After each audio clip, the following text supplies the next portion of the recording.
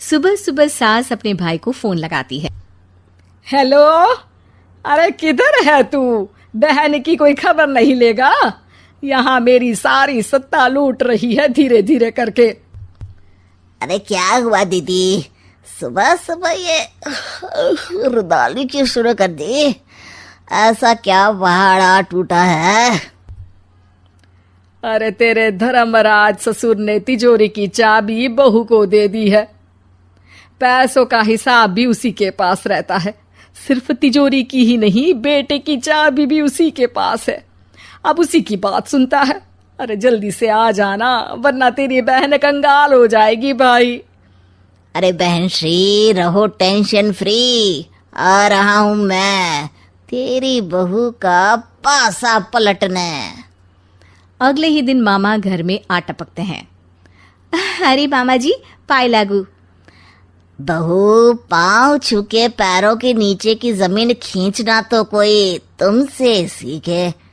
हाँ, क्या मतलब मामा जी? अरे तुमने अपनी सास के पाँव छुए और पूरे घर की सत्ता हड़प ली। साले हैं? साहब, साले साहब कब आए आप? आ तो 40 साल पहले गया था।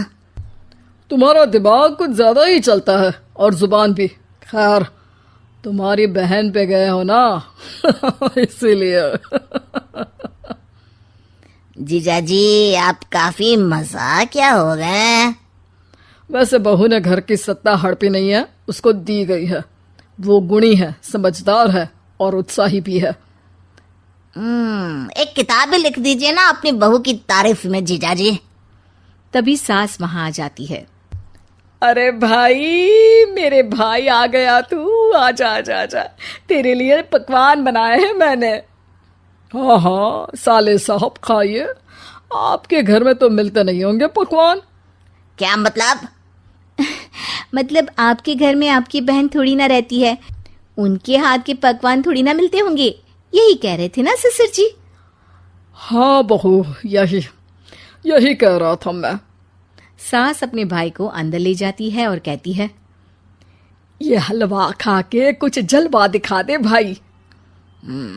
लूडो। अरे हाँ हाँ, लूडो भी खेल लेना। पहले बहू के हाथ से सत्ता लेने की कोई तरकीब ढूंढो।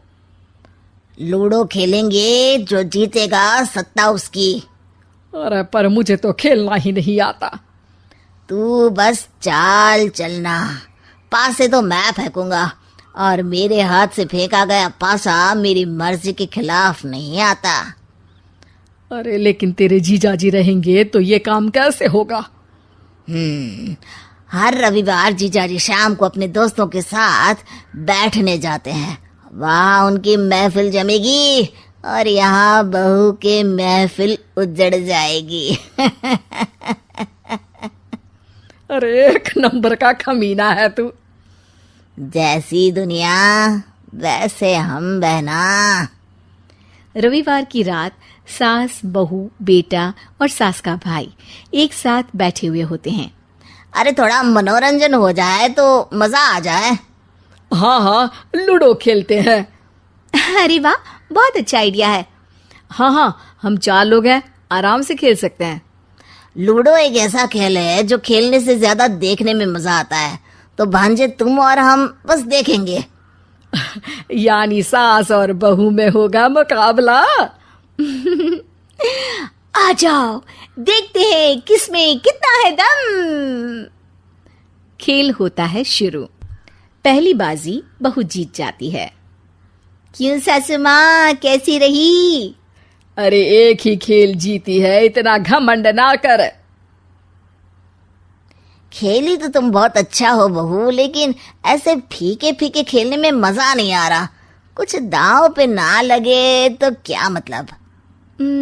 ठीक है, आप जो कहेंगे मैं दांव पर लगा दूंगी। वादा करो, खेल छोड़ के भागना मत। अरे हाँ मामा जी, पक्की बात। क्योंकि मेरी बहना कच्ची खिलाड़ी है, तो उसकी तरफ से पास से मैं फेंकूंगा।